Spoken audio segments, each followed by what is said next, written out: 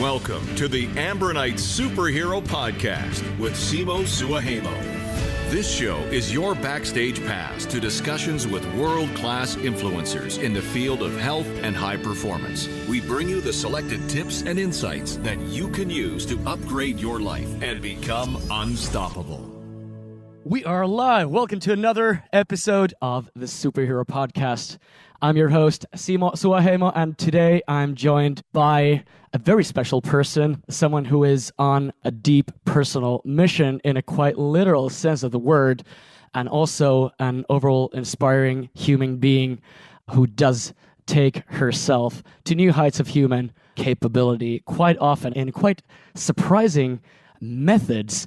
Kiki Bosch, welcome to the show. Thanks for having me. I'm super stoked, Kiki, because right now we're sitting in a prehistoric neighborhood in Tallinn right before the Biohacker Summit in Tallinn, Estonia. And I'd actually love to take off by returning to a story that you just told me about having a pretty deep near-death experience in a frozen lake. Like, how do you do this? Like how does it go? How does it feel to have a near-death experience in freezing cold water underneath ice? Yeah, well, near-death experience feels not that nice, to be very honest. But it was a very interesting feeling, interesting experience afterwards. But yeah. So tell us what happened. Like, what was going on when you were under ice and nearly unconscious, if not completely unconscious, while attempting a mad feat on any level of human capability? Well, we were actually shooting a short film in Norway. It wasn't actually frozen water. It was just very, very cold, between 4 and 6 degrees. And we were shooting for sometimes 20 to 30 minutes at a time. But normally when I go into the cold water, I'm very focused on myself. I'm very focused on being inside myself. I normally always say as well, like, when you're in the water, you really go within yourself. There is no way out. You really have to focus on yourself. But with this shoot, I needed to act. And that was something I wasn't really used to. I can withstand the cold for a very, very long time. But this acting part kind of needed a very conscious interaction.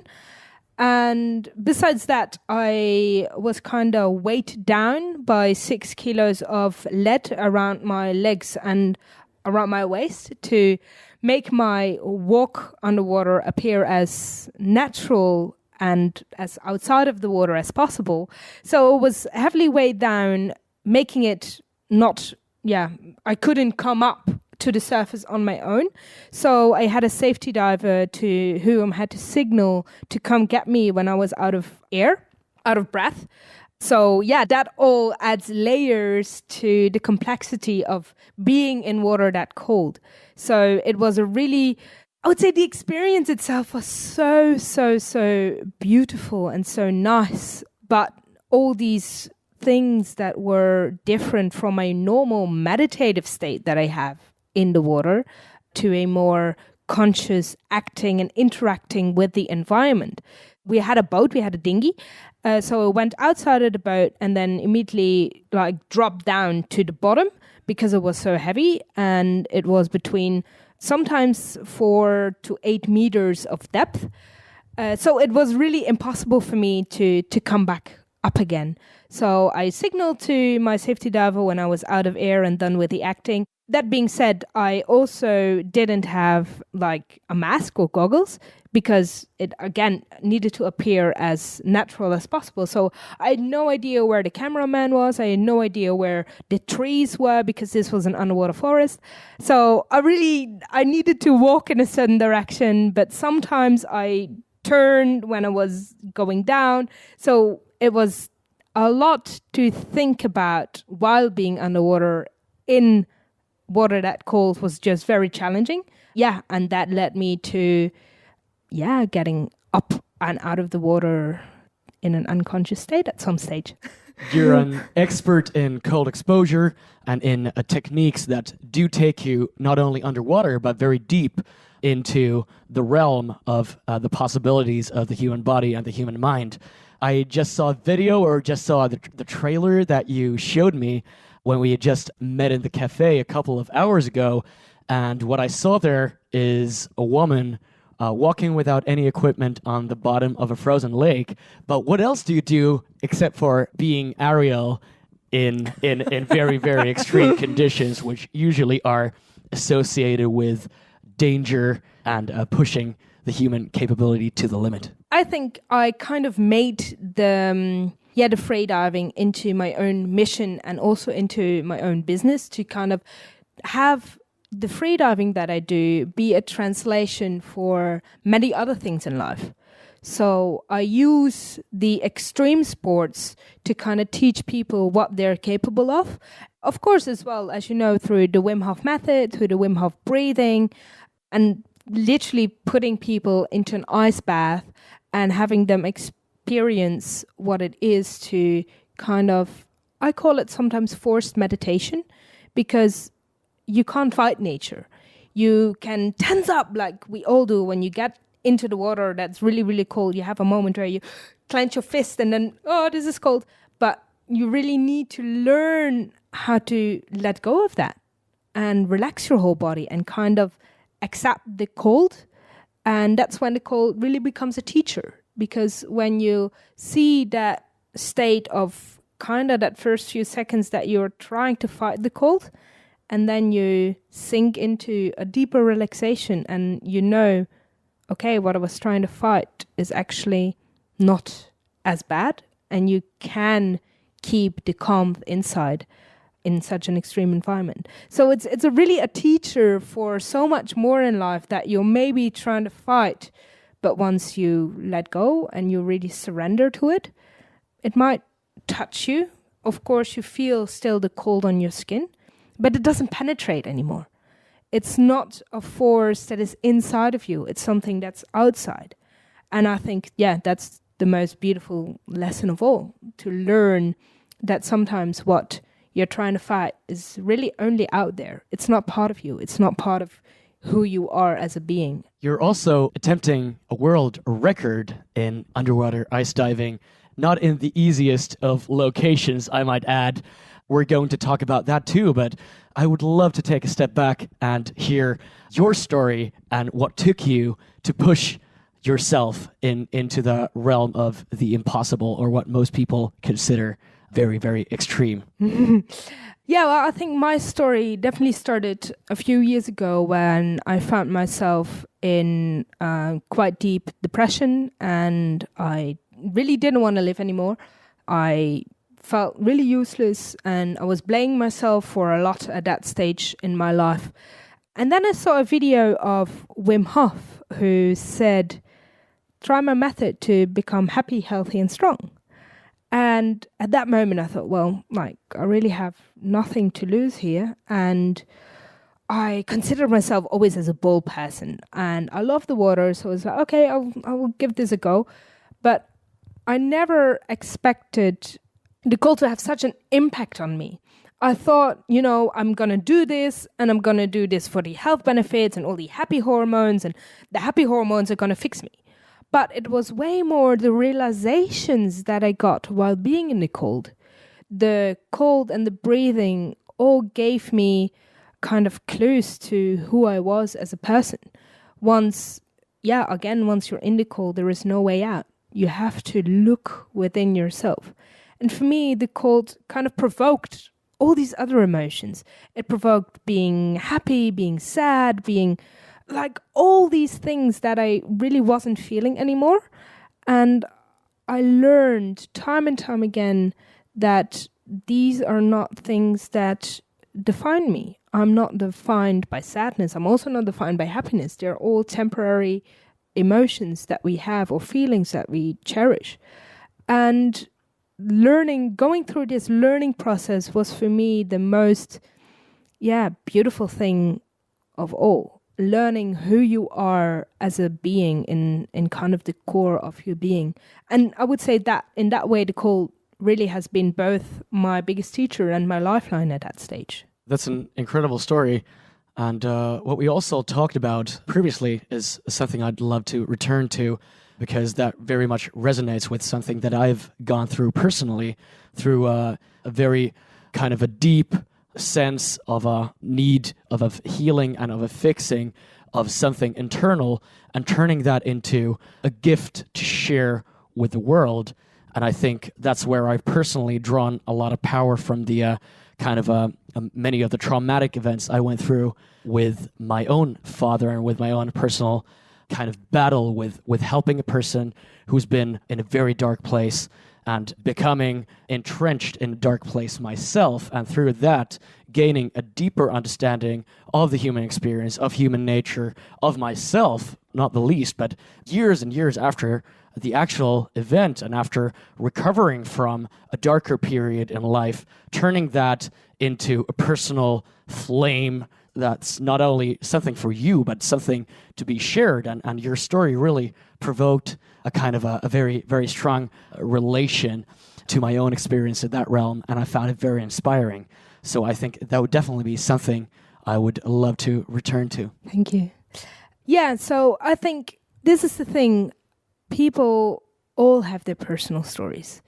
And for me, sharing my story of abuse and of rape, it's just a tool to mirror what other people have within them.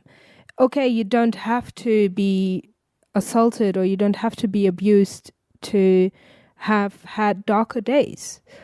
And if I talk about my depression, my panic attacks, and my really anxiety, that I still vividly remember that I was curled up in a ball just crying, and I don't even remember why anymore. But I was feeling so guilty for things that happened in my life, or that I felt like I provoked within other people, or that I felt I was blaming myself for the things I didn't do, the things I should have done, the things I did, the things that I was blaming myself for so much.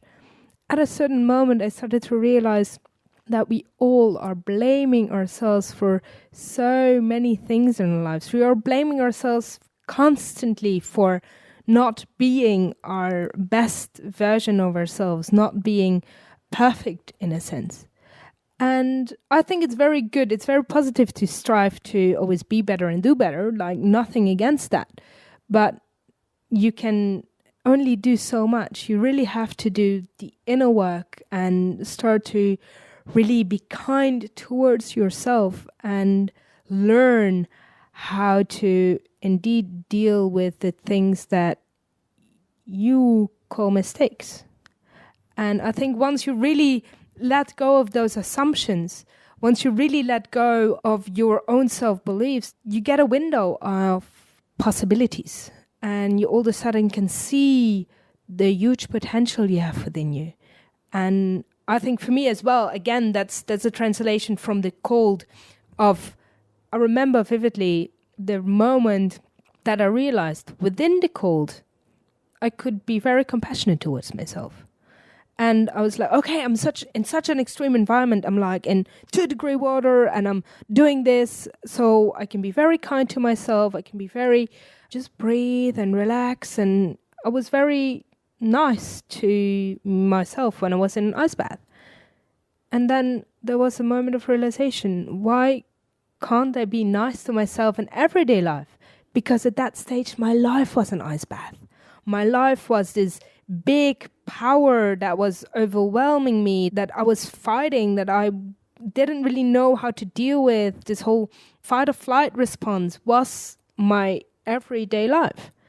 And when I realized that it's not just the cold that is a direct stressor, but we have stressors in our lives that are like the cold, and we need to be the compassion towards ourselves with dealing with that, with dealing with the emotional trauma that we can go through in many, many different ways.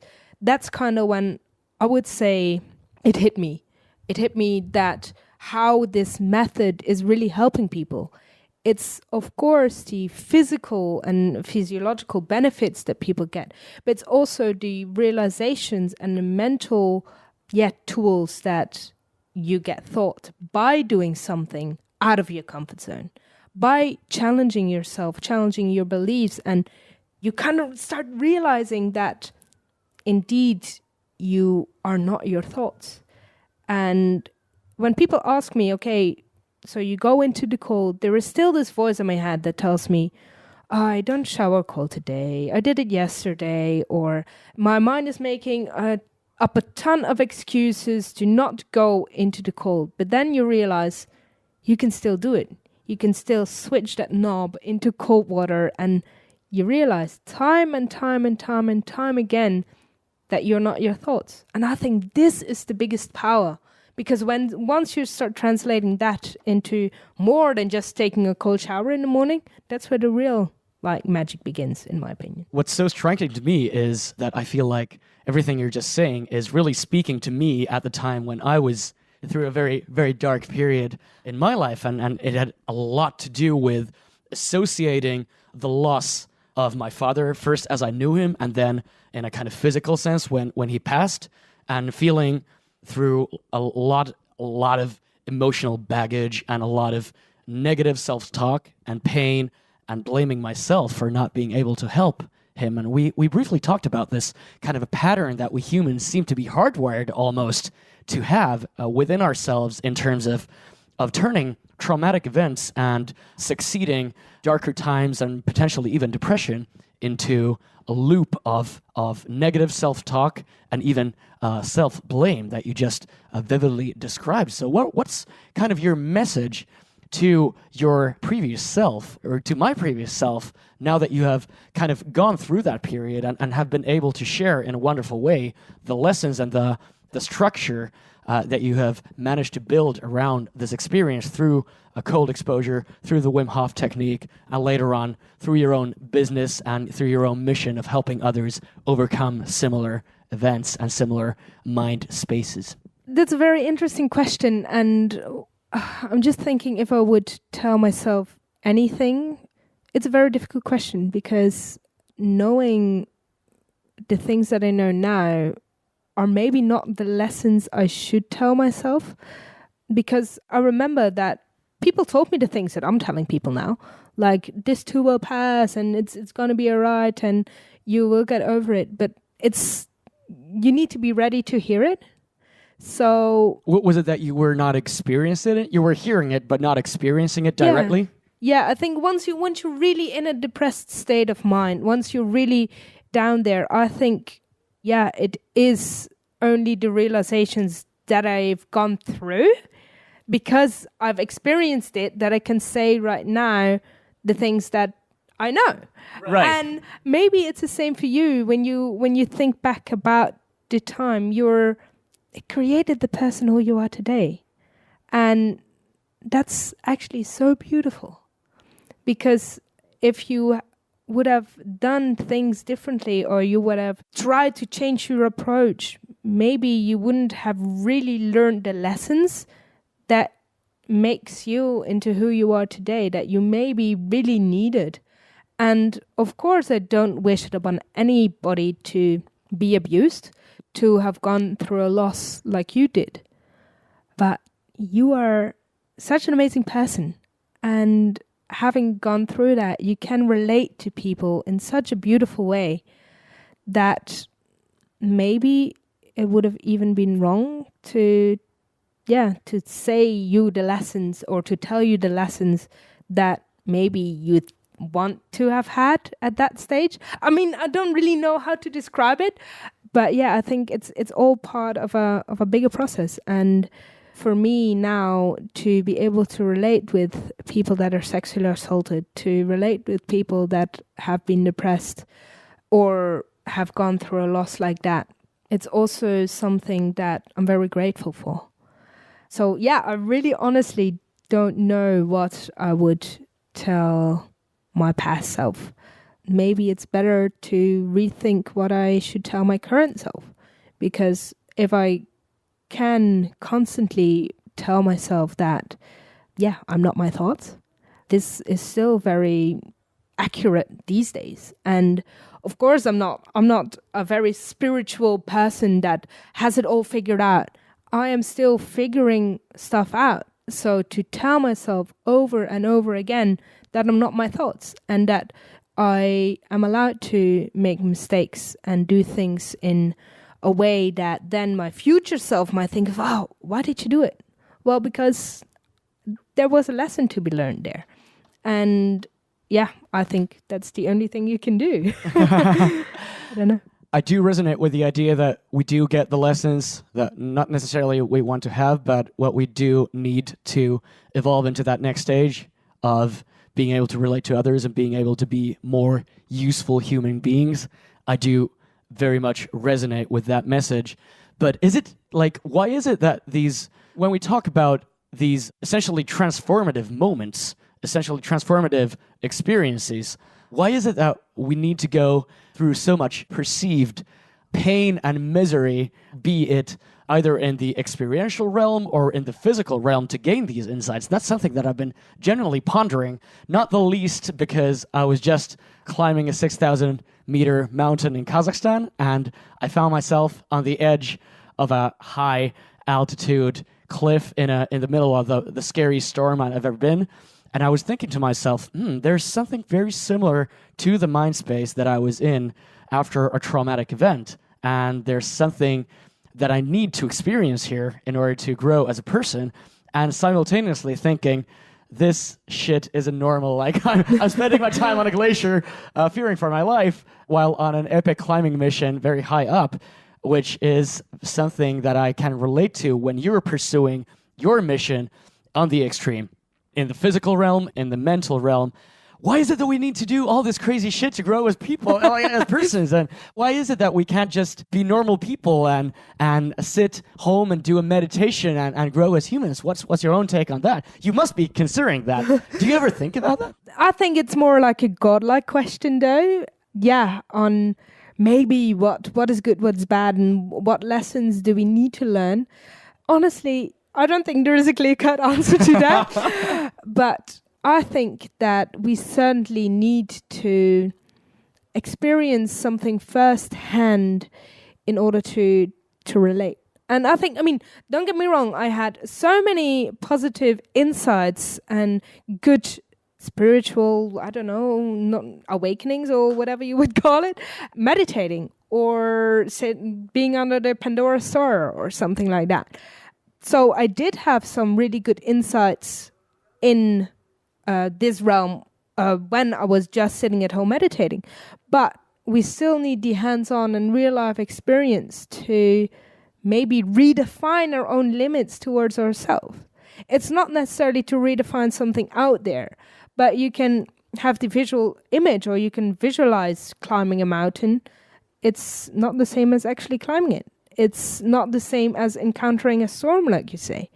And it's only when you are in the midst of the storm that you can enjoy the quiet and peace outside of it, maybe? I don't know. It has to have something to do with the first-hand experience and being completely exposed, just kind of stripped down of your outer layers, which cold exposure for me personally seems to do exceptionally well.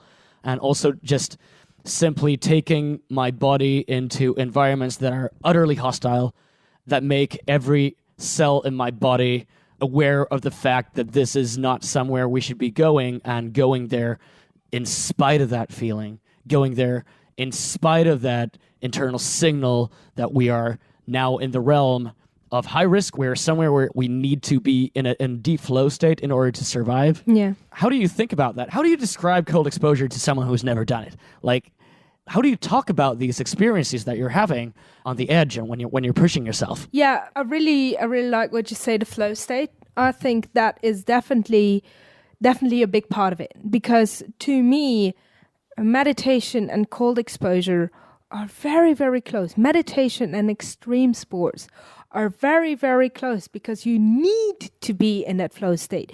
You need to be in that super focus, I actually say to people that haven't done cold exposure before, it's forced meditation. It's really, you need to be focused and you need to really strip down and let go of everything you think you are. Because actually for most of the people that have assumptions before they even go into a cold bath, and for people especially that are used to fighting, that are used to battling with the outside environment. Like, there are forces of nature you can't fight. There are forces of nature you just have to, relax and ease into it. Breathe through. Yeah, you have to give in. You can't do anything than just relax and simply be. And for me, that is what the cold exposure is about. It's a tool to literally just be and strip down of all your assumptions that you had beforehand, because really it's nature, you can't fight it. And then you also realize that there are forces of nature within yourself that you can't fight. You are nature in its essence. You are nature. So everything of your being is nature. People are often saying to me, like, okay, how do I find a good cold spot in the city? How do I do this? How do I do that? Of course, there are many solutions. You can make an ice bath. You can make this. You can make that. You can take your bicycle and your car. Can go for a winter swim anywhere. But realizing that you are part of nature is the biggest. Then you will find nature everywhere you are, even in New York City, or even in places where you feel like you're so far away from nature. When you realize that you are 100% nature, you can make peace with that, and you can stop finding that as, maybe the self-talk as you're fighting yourself. Do you feel more connected when you dunk yourself into an icy lake? Yes, I do think so. It's a different way of connection. It's every time, again, it's I would say a reawakening, because you really have to sink back into yourself, and not to just keep repeating myself, but when you go into the cold, it just teaches you so much about yourself in areas in your life, in areas in your being where you weren't even expecting it. And this is not just a quick dunk for the health benefits, but really easing into this and recommended to stay 2 minutes, because then you have to really go through the process of the beginning. You want to fight it and you want to get out, and then there comes a point that you can't do anything but relax, because it's very tiring for the body to start to fight. And most of the times that we just spoke about that briefly, when people say, oh, if you fall from the boat, if you fall into this ice water a few minutes and you're dead, it's because of the panic, of the resistance, of the will to fight, and the will to fighting a force of nature. Because there is so much energy that's going lost in fighting that your body doesn't really know how to settle in and how to actually deal with what's going on firsthand.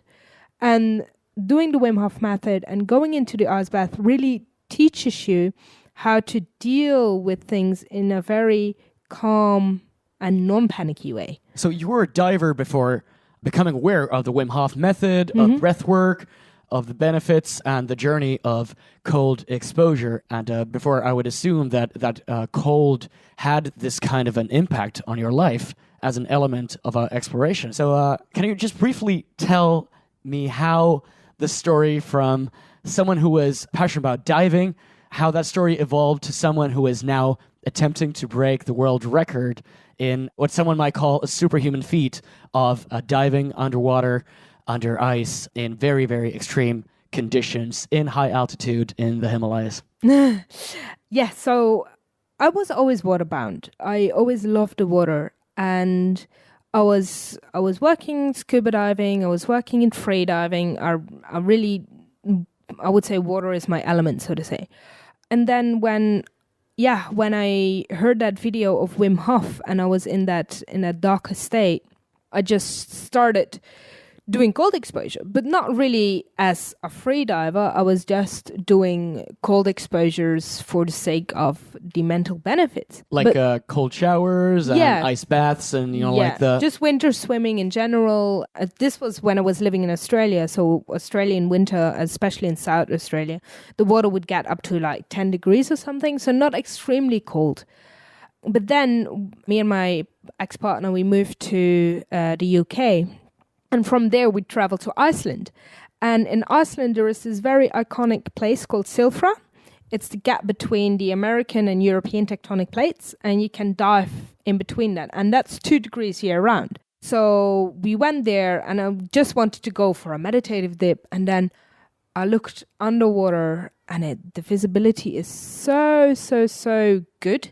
You can see like 80, 100 meters visibility like nowhere I've ever seen before. It's like flying, right? Yeah, and I just had the urge to explore. And because of the cold water, this is actually a place where people only go in dry suits. So we just had the idea to make like a short video about, me freediving in this place. Not really thinking that the internet would blow up about it. And ever since the internet kind of did blow up about it, I became just a girl who does this. So that became a phenomenon then and there. Yeah, so we just actually did one video just for fun. And then, I don't know how the internet goes viral. That kind of just happened in one day. And after that, I actually decided to share my story and share the story about how I use cold water as a therapy to overcome trauma. And from that place, I started to really connect to people and connect to personal stories from people and their trauma, and started coaching and helping people with overcoming trauma and overcoming their own negative thinking about themselves. So I think from that moment, a very nice company, Beautiful Destinations, they made a video about my story. And ever after that, I just have been going through the method with people and doing some personal coaching, doing my own events. It just catapulted into being the person who does this. But then I was able to really serve others by helping them through trauma or through, I think, like we just briefly spoke about it, but there are so many more losses that we can grieve about than the ones that we're now allowed to be named. And a lot of people understand it indeed when you say, I lost my father. But you also spoke about an earlier loss, even before he was gone. And these are things people can lose themselves. People can lose so much, or just a single part of themselves. When I got assaulted, I lost a part of myself. I lost, so much of myself at that very moment. And other people lose different things. And if we are not allowed to talk about it, not allowed to grieve about it, you create these blockages. So that is what I'm focusing on now with people. How are you okay with also losing parts of somebody else? Not necessarily, losing them in real time, but through disease, through illness, or through just not being able to help them. And especially, how do you stop blaming yourself for that? Because once you stop blaming yourself, I think only then it's that you can realize your full potential. And also the way of traumatic events of starting to define our daily experience, and the connection to the healing power of practices like cold exposure, meditation, that really do take our immediate experience deeply into the now, and also at times outside of ourselves. How that helps, or at least has helped me, become aware of many thought processes that I'm not consciously aware of in an ordinary state.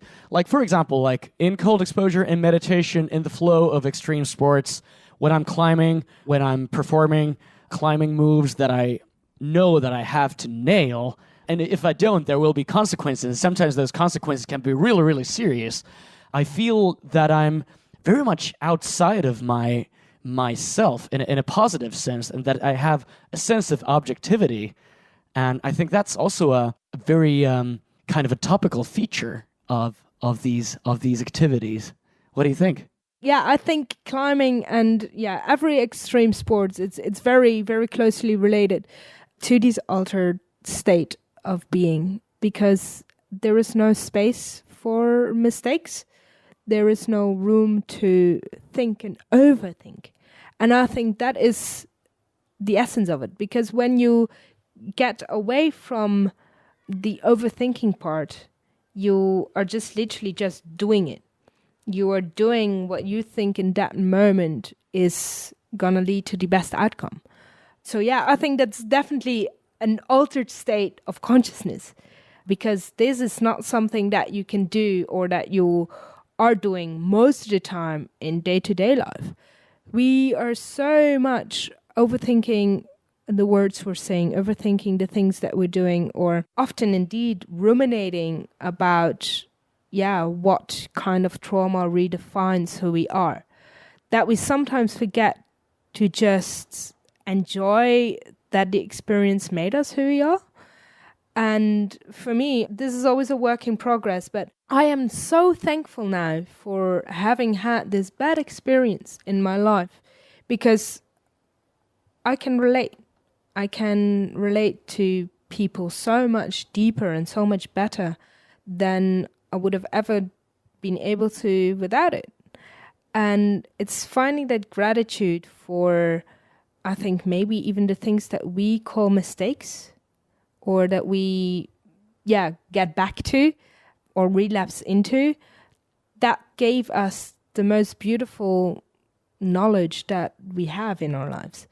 And then I kind of don't want to sound like it's all planned by a divine being or whatever, because I'm not really sure how I believe in those kind of things. But it is finding the beauty in it. It's really finding and starting to learn how to redefine these moments in time for yourself and not have them define who you are. Yeah, I can definitely say that my trauma, and probably also your story for you, has made me into a vastly different person than I probably was before that happened, or that I was a few years ago when I didn't go through the extreme cold exposure as I did. But then again, I think we just briefly touched upon it in the conversation beforehand. You can't be what you can't see. And you have to see certain things in order to be in a certain way. Sometimes people have visions, I would say like Wim Hof. He has a very, very strong vision of, he knew that he was able to achieve something. He knew that he was capable of doing some extraordinary things, just out of tapping into the more primal state of being. But for me, he was the image that I could use to become and to do the ice diving that I do. So I think these visions and people who show you the impossible are very, very important, so you can internalize, well, I'm literally just human. I, like Wim always says, I'm not your guru. I'm not your motherfucking guru. Yeah. Breathe, motherfucker. Yeah. And I'm not your motherfucking guru. I love those. Yeah. But he's right. And still people think that, of course, what he's doing is extraordinary. But we are all extraordinary. And we can all do so much more if we just let go of the ways that we define ourselves. So if that's by a negative story, or for me, if that's holding on to the story of my sexual assault, when you learn how to let go of that. And for me now, the assault is something that I can speak about, that for me it's the same as having dinner, what I had for dinner last night. It's something that happened in my life, but it's not something that is constantly defining my decisions. And sometimes people do get so caught up into their story and their fears that it really defines who they are at this given moment. And I think once you take people through the process of redefining themselves through that, that's where kind of, the relaxation and the magic can happen.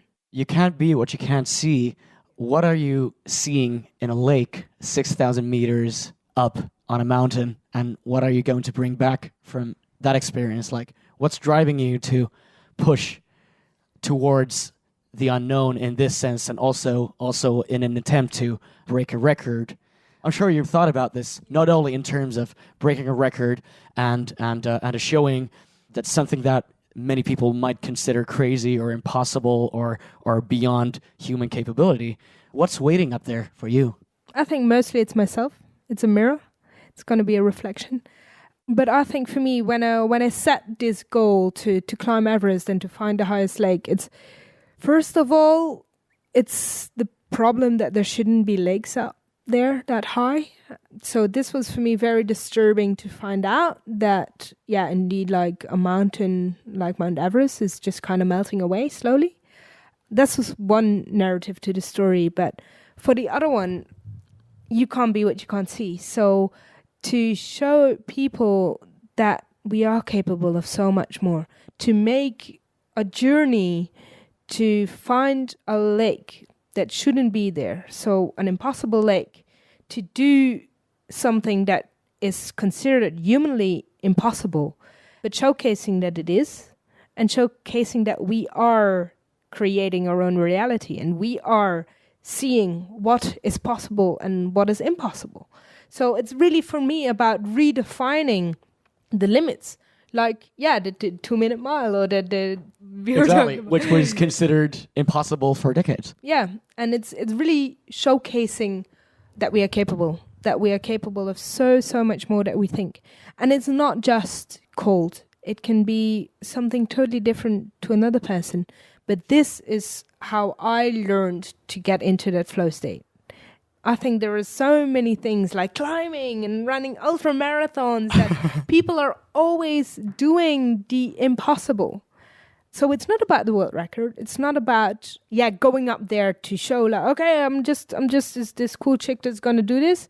It's not my story. It's a story about all of us. It's the story about the potential we all have within us to be just freaking awesome. Kick more ass. Yeah. I love it. I love how you can turn the kind of a physical and the kind of quantifiable goals that you have into lessons that feel very applicable in other fields of life. Like, have you always had that skill, or has that come through exposing yourself and being very open to potentially dangerous activities or like doing some crazy ass shit? Or has that kind of grown on as you were doing these activities? Yeah, I definitely think that as you do the activities, as you kind of face death, maybe, so to say, you learn so many lessons about yourself. And I'm not sure if I always had this kind of introspection kind of thing. I'm not really sure.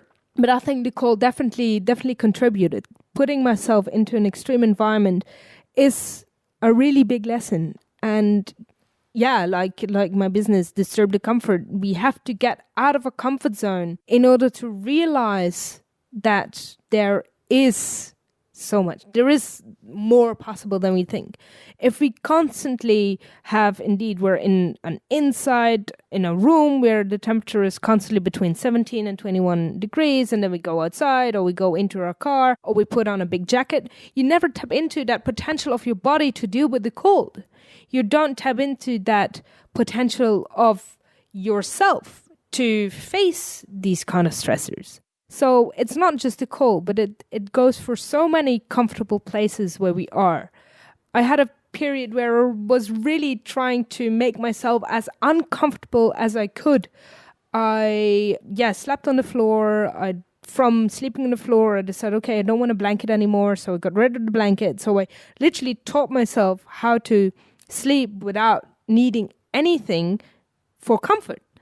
Realizing that, you can sleep without needing the comforts of a bed and without needing the comfort of... These things are all very nice. They're all very comfortable, but you gain so much more appreciation once you show yourself that you can do without. That I think that is where the magic of life happens, in realizing that, yes, you are, of course, allowed to sleep in a bed with a blanket and stuff, but realizing that you don't have to, that you can be perfectly fine with a very uncomfortable situation.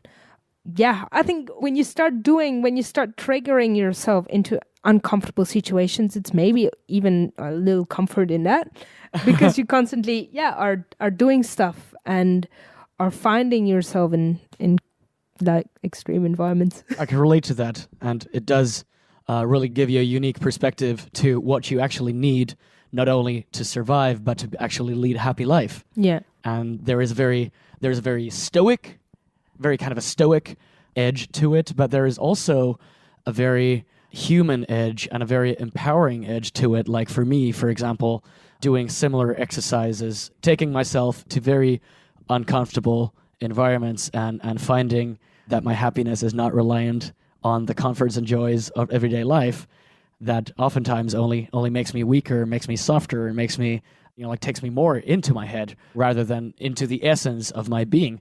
For example, like the story that you just told, I signed up for a survival drill in spring as part of preparing for the mountain expedition, but also as a part of kind of bringing myself back to nature, back into a deep sense of connectedness by taking away warmth, sleep, food, a sense of security. It was an Arctic survival drill where we were chased by enemy patrols in infantry gear. I served in the Finnish Navy, and it was part of a kind of a drill there that I signed up for. And essentially what it was like, it was a survival drill and a kind of an evasion and a guerrilla warfare drill where we were chased throughout an Arctic forest in wintertime without food, without water for a couple of days. And experiences like that, I feel, bring me closer to myself and teach me lessons about myself, much like climbing, much like meditation, cold exposure, these kind of moments that do bring me some lessons about myself that I feel I wouldn't otherwise get.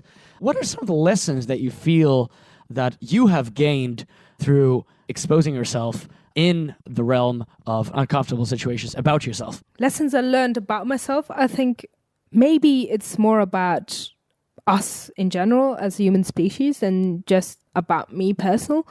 Because when I started my business, it was always kind of called disturb the comfort.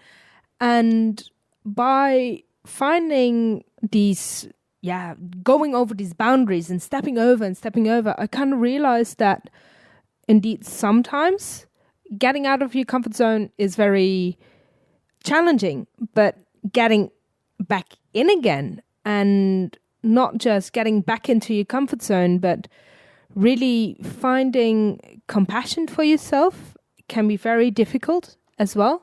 So getting out of the comfort zone, kind of like with the ice, I could be very compassionate inside of the ice. So when I would go out of my comfort zone, I could achieve things towards myself that I couldn't in my everyday life.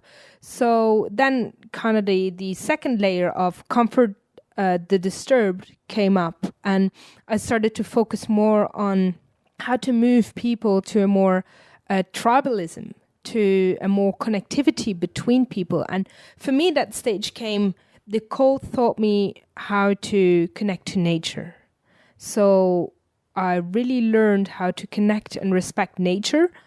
Then, I realized that I'm nature. So I learned how to kind of reconnect to myself. And only then I was open enough to reconnect to others again. So this connection to others and this shared storytelling that we were just talking about, shared storytelling became so important in my life, because once you can verbalize your story and once you learn how to listen, so much of what we humans need these days is just to be listened to and to be able to listen to others, to be able to relate. The biggest urge of people is connection, connectivity, and being able to relate to others and have others relate to ourselves. Because this is a reflection of who we are as a person. This is how we see what we are. It's only by being the mirror of other people, by standing in front of somebody that observes you and sees, okay, you're human too. You're something that I can relate to, that I can connect to, that I can share, that I can laugh with, that I can talk to. And I think this for me became the biggest lesson of extreme sports, the need for connection. We are tribal animals. Yeah. And it looks like the world of modern comforts is taking us further and further away from being connected to our neighbors, being connected to our communities, being connected to our friends, our families, our fellow human beings, our fellow apes. Yeah. We're and living in digital. on throwing the layer of social media and throwing the layer of our digital existence on top of that. Do you ever feel that our modern life is just geared towards fucking us up deeply so that we need to go and pull off these crazy stunts? Maybe. No, I think this is the issue. Like, when you look at social media, to me, it's all about getting real and being real. And of course, there are images on the internet and it's kind of staged and set up, but being real, being authentic in your connection to people and not having to fake happiness or to have fake this sense of achievements constantly. I think that the internet is very toxic for that, because you always, as an entrepreneur, to run a business, you need a certain presence, you need a certain feeling about yourself. And it's very difficult to hold that image and to have that version of yourself, but then still be true to who you are. And because your business is only part of you. You are not your business. I'm not my business. This business is something that I created. And it starts to become something that, in a way defines me for certain people, but it's not fully who you are. Like, your internet presence is not who you are, and you still need that hands-on connection and that being able to sit across each other and just have a conversation. So podcasts are also for that. Yeah, exactly. And that's why I love Foreign Format, because it really strips down all the bullshit that's currently wrong with communication and with consuming all the signals and all the instantly rewarding blings and bleeps that we carry with ourselves in the cyborg extension of ourselves that we call our cell phones, our laptops, which will very shortly and very soon become indistinguishable from our daily experience. Like, what's the remedy here? Like, just to give it to you straight, I feel that we would need to disrupt our daily reality, our cities, our homes, our workplaces, like the container that we're in as humans.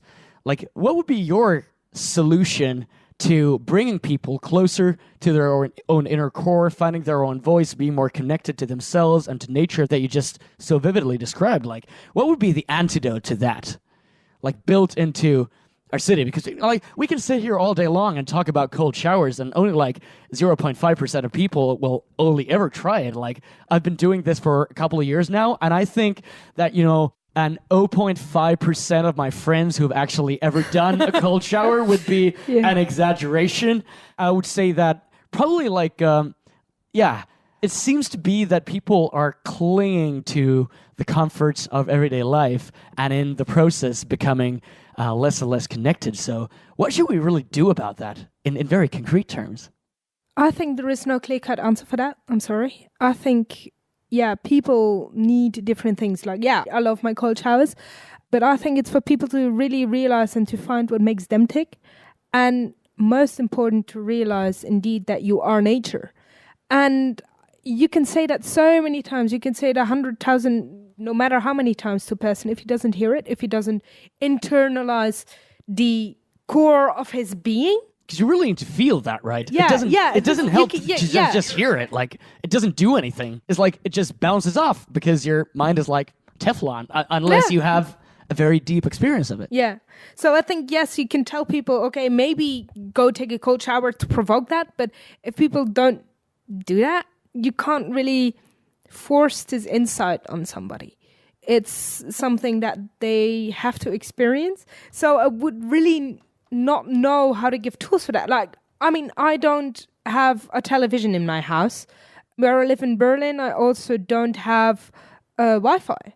Just because I rather do something real and even, maybe listen to an audiobook, podcast, anything like that, than clinging onto television.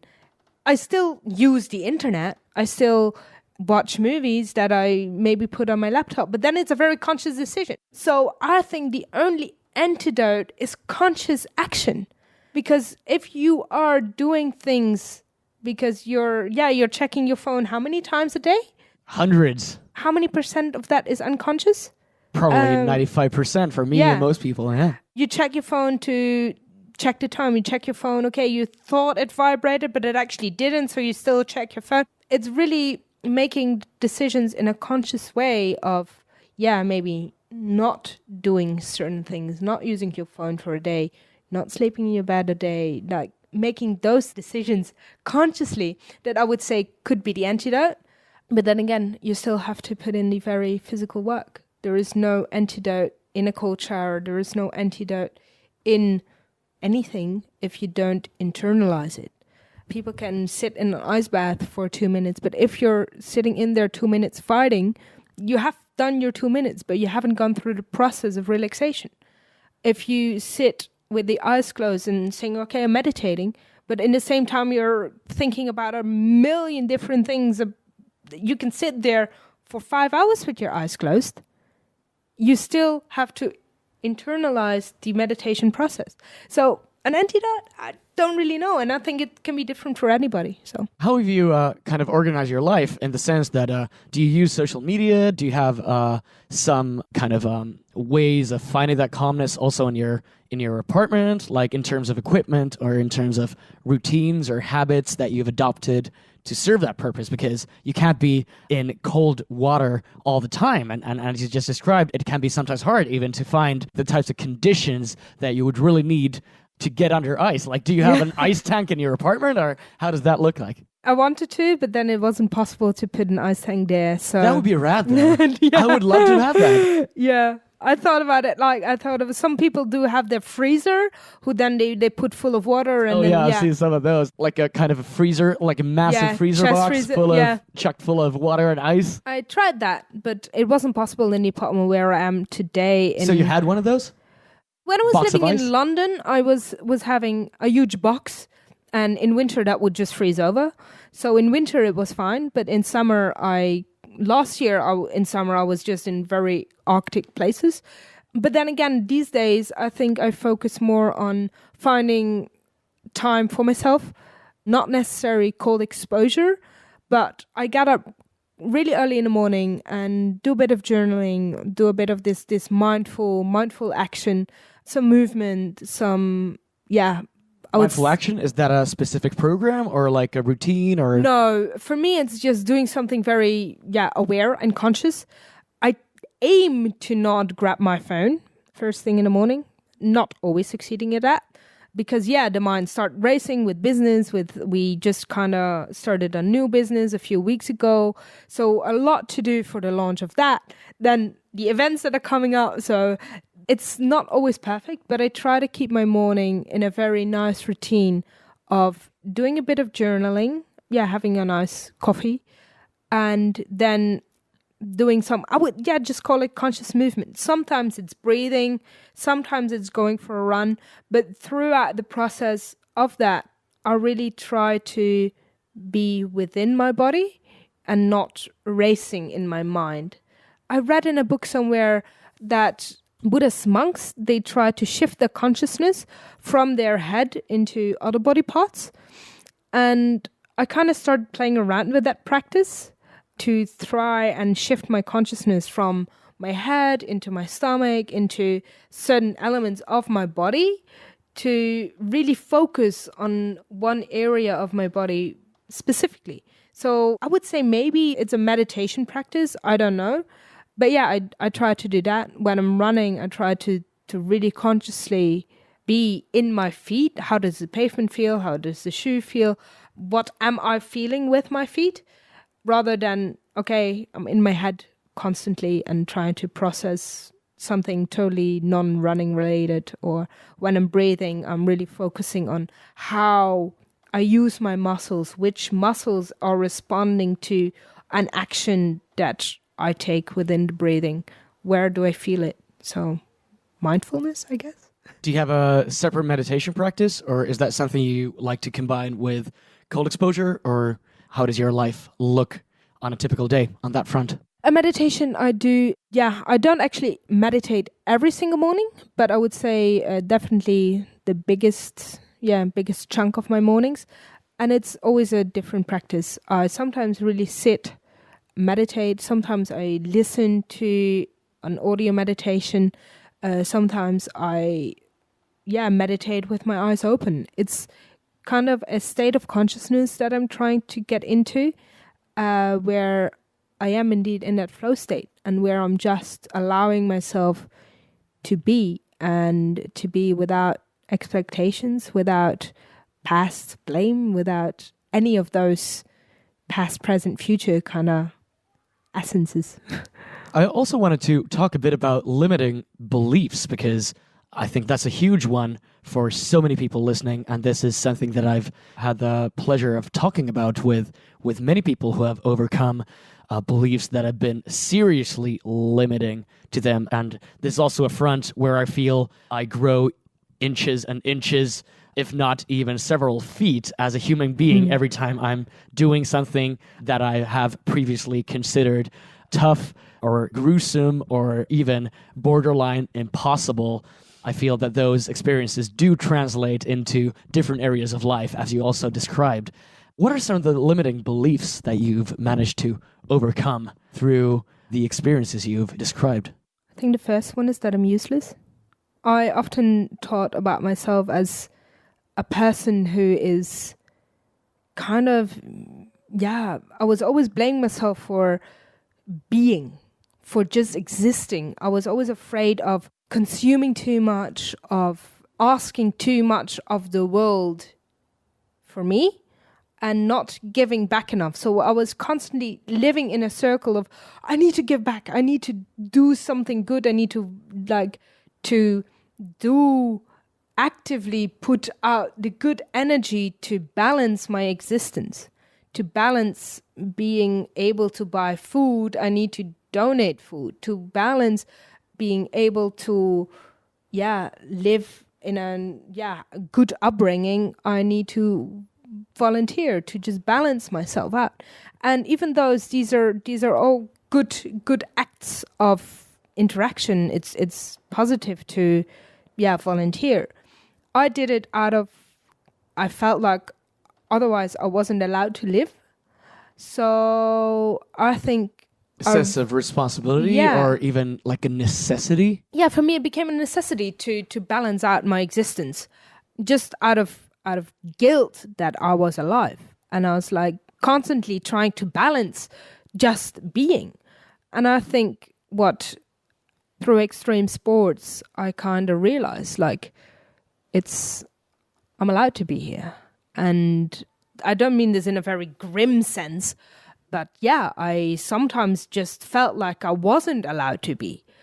And now I just know more that the way, my life is going, it's okay.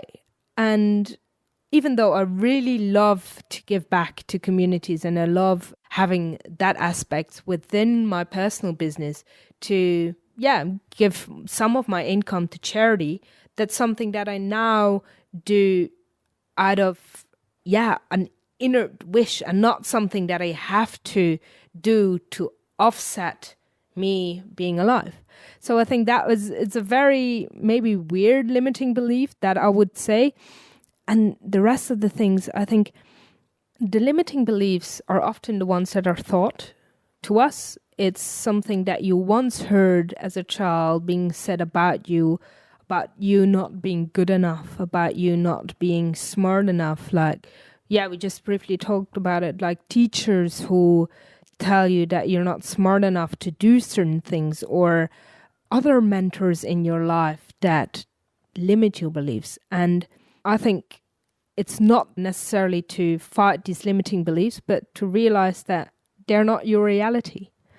That what somebody else's opinion about you doesn't have to be your reality. Somebody else can tell you you're never gonna finish a university degree because you're not smart enough. Then if you then internalize that and say, okay, because of this person, he is a teacher, he should have known, yeah, he would have known if I actually was capable of doing this. You start internalizing that you're not smart enough to go to university. But when you then realize that these are not your beliefs, and maybe that you can go to university, and that you then start putting your energy into the can instead of the can't, I think that is, overcoming your limiting beliefs in every essence. Definitely. You also do some coaching, or that's a core part of your mission nowadays. Can you talk a bit about that? Yeah, right now I coach people on a personal level, on a business level, but more into redefining themselves. So yeah, you have your story. I think the storytelling aspect of it is so important for me, because every single person has a life story. And it's the aspects of their life story that they choose to define themselves with that chooses to either have limiting beliefs or encouraging beliefs towards themselves. So once you start redefining your own story for people to see what lessons they learned, to focus on, the more positive thoughts behind that, but also holding space for the negative, that can greatly shift people's mindset to redefine what they are really passionate about doing, how they can run a business in a compassionate way, and how they actually really wanted to do it all the time, but because of this and this business book, they decided to not do it that way, because other people must have had greater knowledge. Of course, they're mentors. Of course, they're people that have experience in the field, but that doesn't mean that you constantly have to shift your way of doing things just because somebody else tells you that it's a bad way. Maybe it's a way that didn't work for them. Maybe they weren't able to do things in a certain way. Yeah, and the same with the ice bath. If you put people in an ice bath, that translates kind of to what their limiting beliefs are of themselves. So kind of a very broad range of coaching. But yeah, that's how I normally take people on board, tell their story. That's amazing. I think it's been a massively impactful realization to understand the own stories or my own stories that I'm telling myself, and I've been telling myself ever since I can remember. And the people in our lives have a massive impact on that. And just becoming aware of that has been super, super powerful for me personally. And I love how you described it so vividly as part of what you do and how you facilitate understanding those stories and understanding those narratives. Why are we so addicted to telling ourselves negative stories about our daily reality? What is it with the human brain? Have you ever thought about that? Yeah, I have thought about it. I would not know if we're hardwired to think negative beliefs, but I don't think so. Because when you look at kids, how they play, how they interact, how they think about themselves, they're always positive. They're always going out, playing, doing. And if you tell them, oh, you can't do pull-ups or push-ups or whatever, kids just do it. They don't even think about it twice. Am I capable of doing it? They just do it. And if they fail, they do it again and they do it again and do it again. There's no filter. Yeah. There's no hesitation. There is no failure because they just see that it's not that I'm not capable of doing it ever. They see that you can learn. And I think we're taking that learning away by saying, okay, I can't do this. It only means that you haven't put in the effort and the time to actually do it. But doesn't mean that you're not capable of doing it.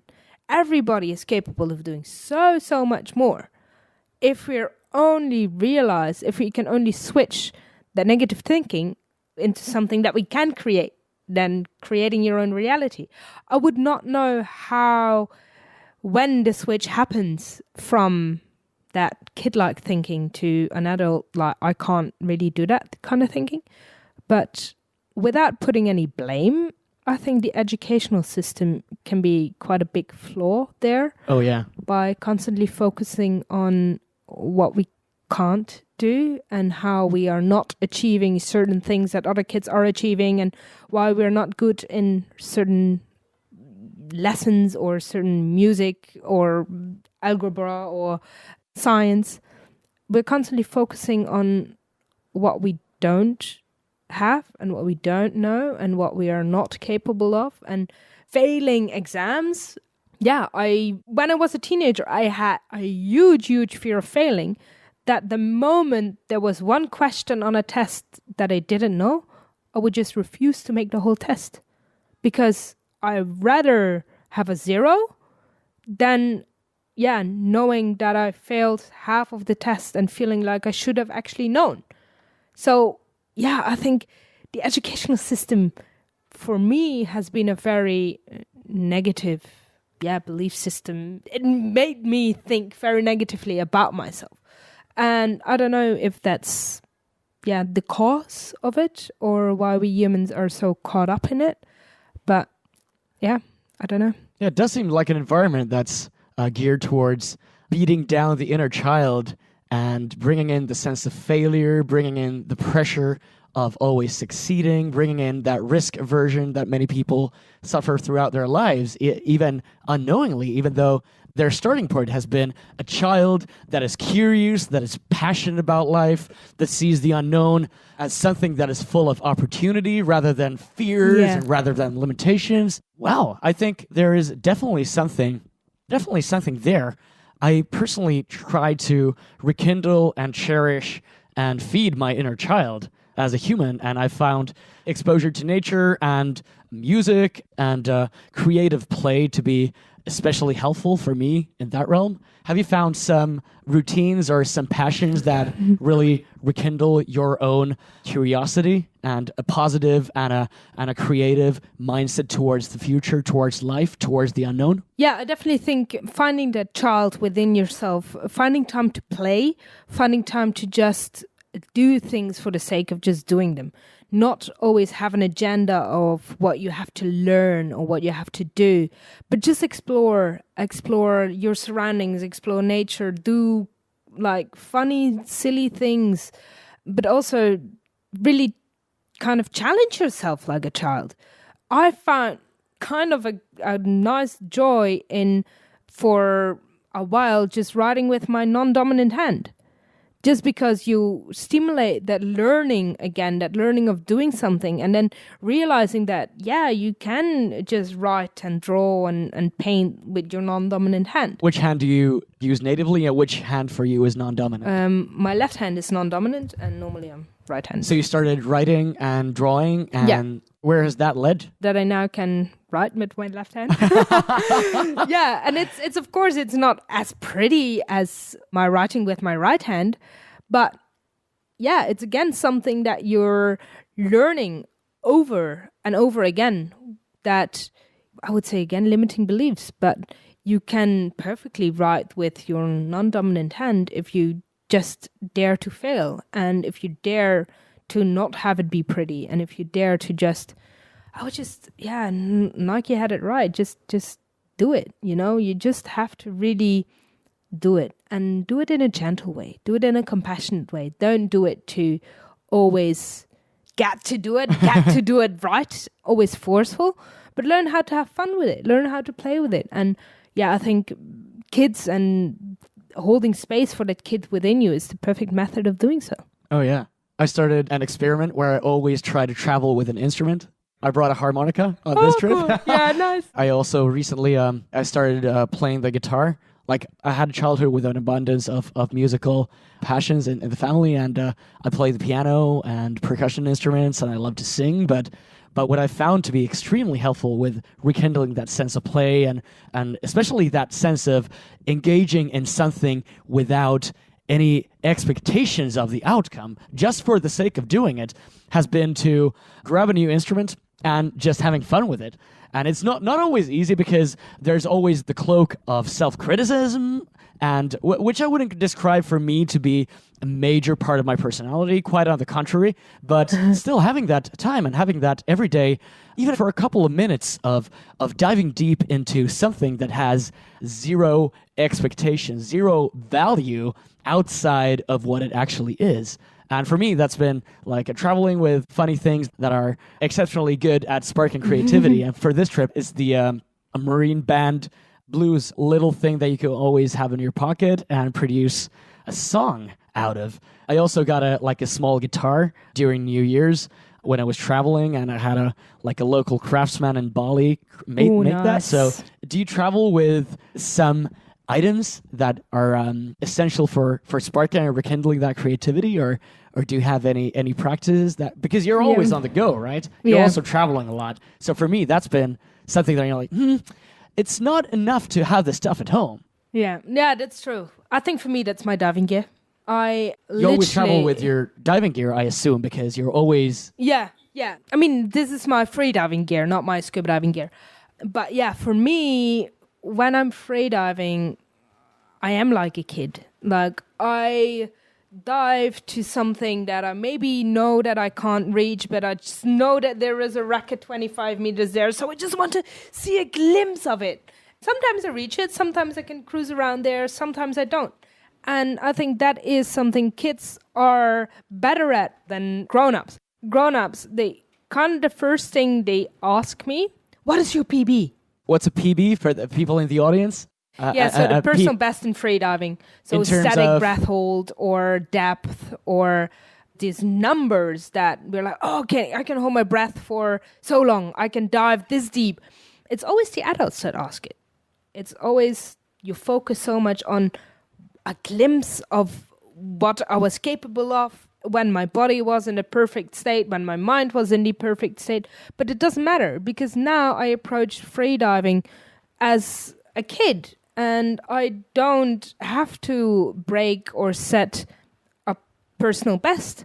It's just me having joy, and then I will get better through time by just doing it, by just enjoying the time in the water. I'm getting better and better and better at it. So yeah, I think that is how we should approach things a bit more, really in a playful way. And I think through that, we are hardwired to learn. Oh yeah. Like a kid would never ask a quantified measure of something that you're passionate about. But somehow us adults have a way of perceiving the world so often through the records and the personal best and all the quantified metrics that don't really capture the activity, but are something very external, even though for you, of course, they're important because in a way you're aiming towards some type of a quantified record, right? Yeah, that's definitely a very big contradiction within this. I'm aiming indeed to break a certain number, but I'm not holding on to the number as my main goal. I am enjoying the path of getting to the number, and maybe even it's not going to be my personal best. Maybe by the time that I'm doing it, I could have swum further or not. It's not focusing too much on it as an essence of who I am and what I want to achieve, but really trying to enjoy the process of freediving much more around just breaking a world record. So yeah, I think, of course, kids are competitive in nature. Kids are these type of things. But I think as grown-ups, we're holding on to it much more as defining ourselves by it.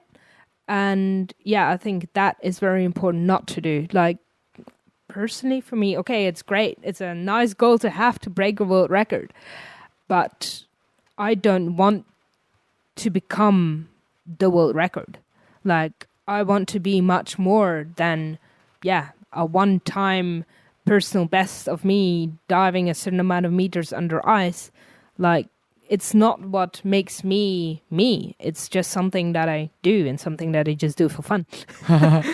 It almost feels as if the quantified breaking or the attempt to break the world record is a byproduct of the journey, which I like in a deeper sense, also as part of your journey, because whether you succeed or not, I get a feeling that it does not really define your journey. It's nice to set a goal, but if I'm not breaking it, I still attempted it. And I still had the journey of achieving what I have achieved in the last few months before even attempting a world record. I think a lot of people so focus on the outcome and what they want to achieve that they forget who they have become because of it. It's only, oh, I didn't break the world record. Oh, I didn't manage to keep my business going, or I didn't manage to do this, this, or that. But they forget what the process was leading up to that and how the many things they have learned in the process. And if you constantly focus on the outcome, you kind of lose the path of getting there. If you focus on running a marathon and on the day there's something that happens to your knee or happens to your ankle, you still ran so many weeks before that to train for this marathon. You still probably change yourself from sitting on the couch to running and training for a marathon. Yeah, then it's not a failure anymore. If you learn how to enjoy who you are becoming because of the process, it's not the quantified one day, one time image that counts. It's the whole process. And I really try to focus on that rather than just, breaking the world record would be cool. But not breaking it, I would have learned a lot by training for breaking it. Exactly. So, yeah. It's a very anti-fragile way of looking at it, as Talib would put it. What is the world record? Just to give some context to the audience. Right now it's 50 meters. And that is in what kinds of conditions? It's in a lake in Finland, under 30 centimeters of ice. And the water is, around 0 degrees. That's 30 centimeters. That's around a foot of ice.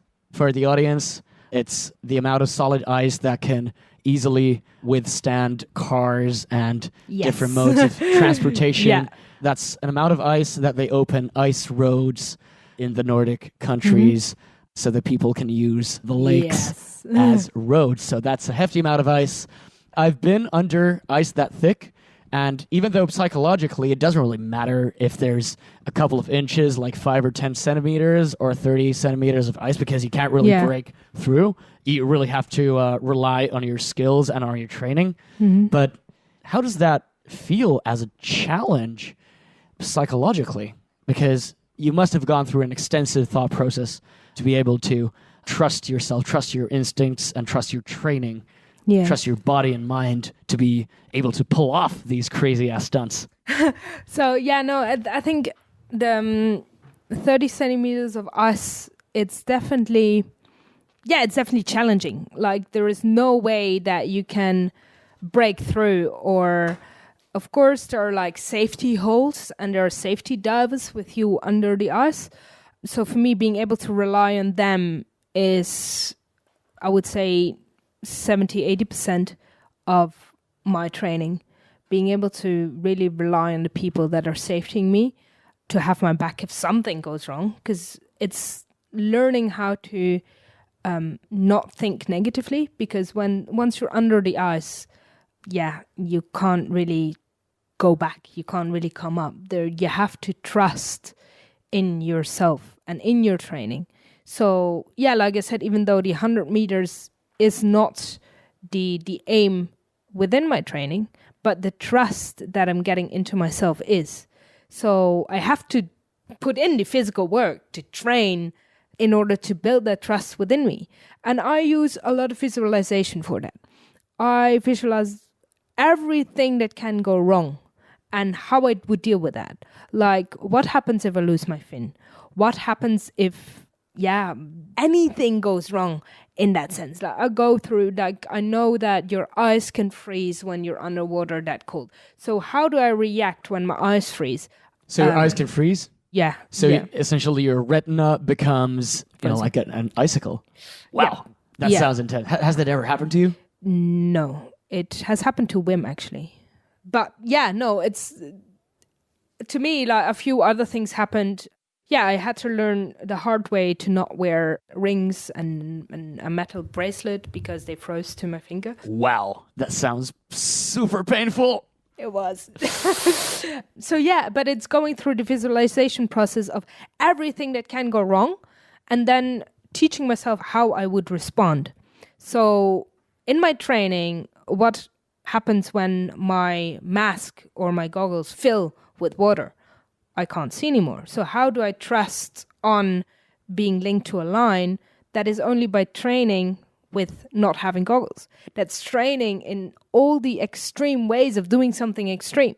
So it's by training with all the mistakes. I train when I actually don't want to train. I train when yesterday actually we went on a photo shoot here in a lake that for me is training as well. But I've been sick for the last 3 days. So for me, that was like a mental thing to do, to just go into the water. And I stayed in the water for 2.5 hours training and doing free diving without mask, with mask, without fins, with fins. It's all mental training of knowing that I can still pull it off even if I'm sick. And by doing these kind of things, I constantly try and seek what is the biggest lesson I can learn. And if on the day itself everything is going to go right, perfect.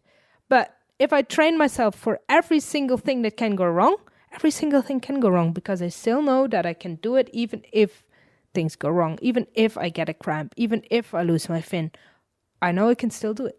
So yeah, I think that is really the mental process that I go through. Making yourself immune to all the small things that can, and I guess essentially at some point will go wrong for most people engaging in these sports.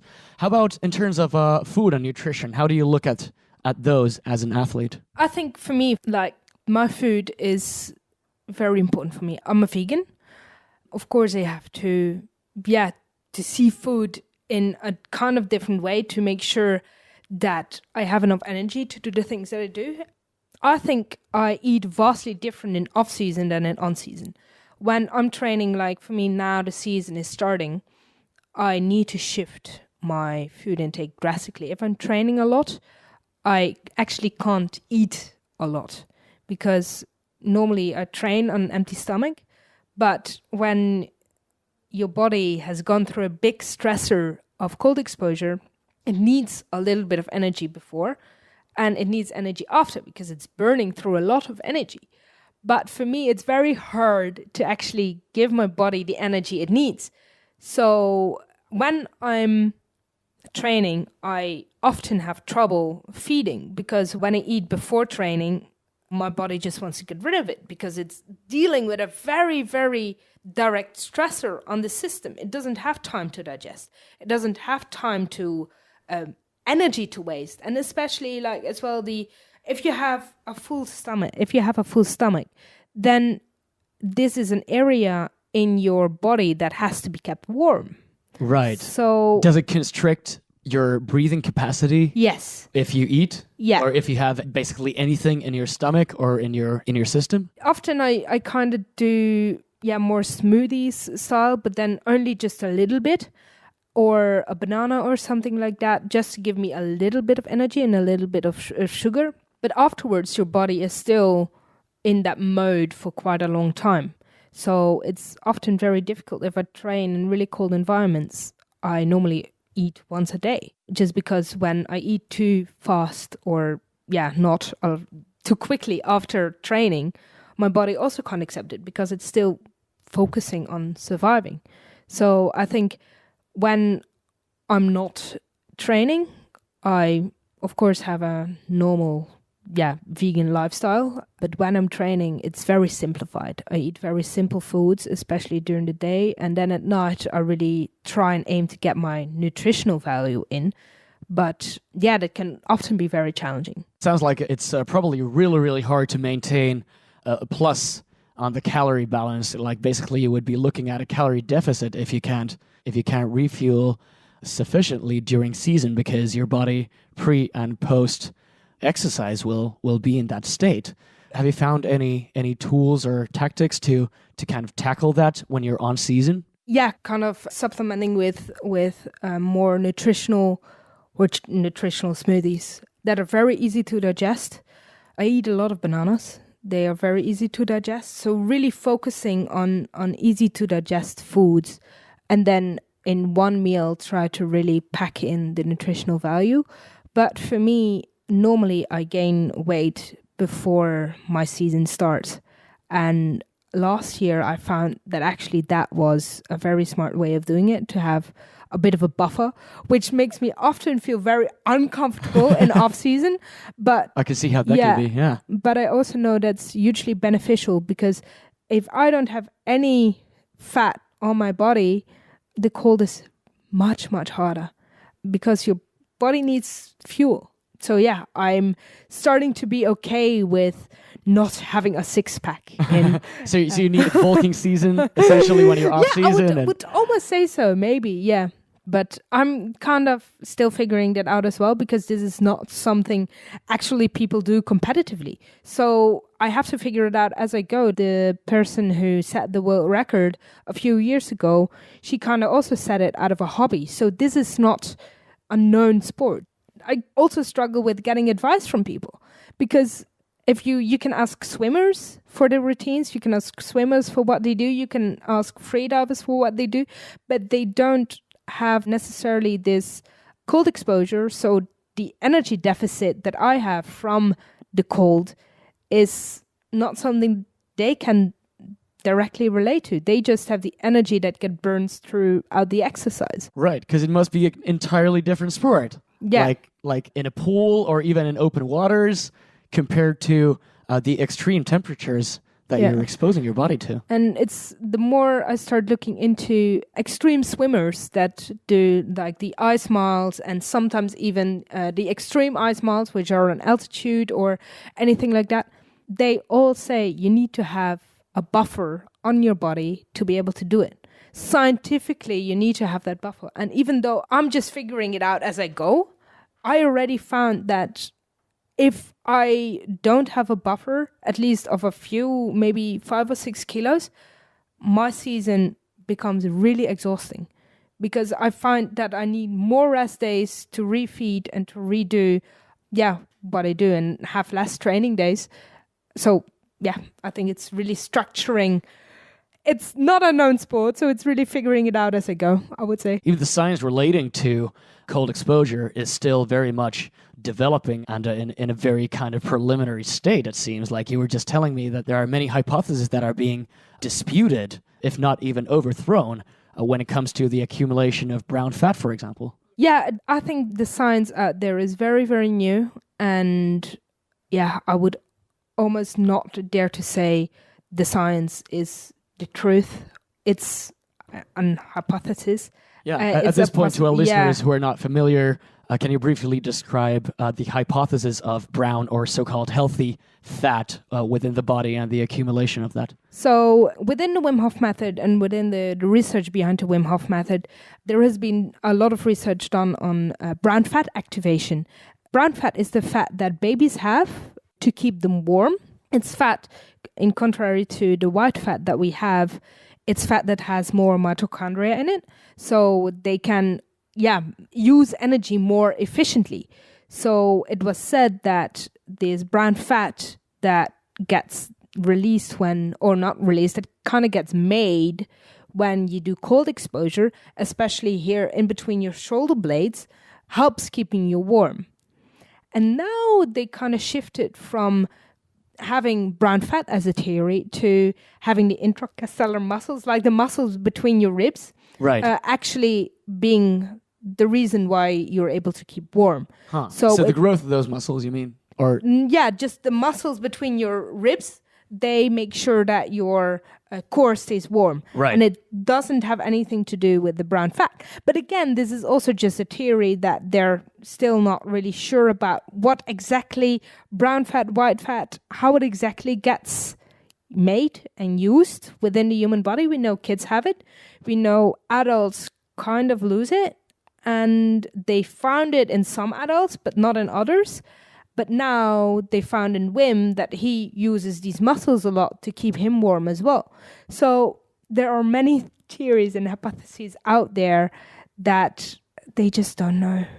They just really don't not yet know what is the ultimate truth and what is the ultimate reason how we keep warm when we are cold, and how that influences our pain perception and our pH level in our body. It's very new science, and I think we have to wait a few more years to get final answers on how exactly, this system works within us. We're very much on the frontier there, it seems. And the fun thing I find about Wim as a personality is also that he is very intuitive in the way he speaks about his experiences. Of course, he must have some underlying theories, but it seems as though he's at least portrayed as this kind of a person who is constantly being researched and put into extreme conditions with scientists from universities, and we're just kind of trying to see through him and trying to understand what's going on with him and others who are practicing cold exposure, who are doing these extreme sports. But for athletes like you, it's very much the same case actually that it is for alpinists and for other people who are pushing the limits in extreme conditions. There is very little science that we can have any certainty in terms of how the body adapts to these extreme environments. It seems to do that in terms of, like, for example, for me, it's really, really sobering and a really humbling feeling understanding how the body adapts to high altitude and the lack of oxygen. And it's incredible when on the first day of arriving at 4,000 meters in the base camp, feeling completely exhausted, just carrying your ordinary backpack and going from there up until several thousands of meters of ascent when your body is adapting to the height. And there are several theories behind that too. And seems like those are being rewritten every other year. And it seems like all of these extreme realms are still very much realms that we are trying to understand more and more. But athletes, like people pushing the limits like you and me, just need to go with the best guesses and sharing these experiences. I'm glad you're also doing this because this is also a service to others who come afterwards and to the research in this field. So I think it's very exciting and more than fitting into the theme of the Biohacker Summit that we are also attending here. Where can people find out more about your challenge, about the movie that you just made that we discussed in the beginning of the podcast, where you're essentially walking on the bottom of a frozen lake, as well as your mission and your business of helping people and spreading your gift? So my personal social media handles are all just Kiki Bosch. Yeah, when people type that in, they'll find it. Kiki Bosch, that's Bosch. Yes, that's true. And with Kiki with K? K-I-K-I. Yes. Just very easy. And my business, especially the events that I do business-wise, that's on disturbthecomfort.com.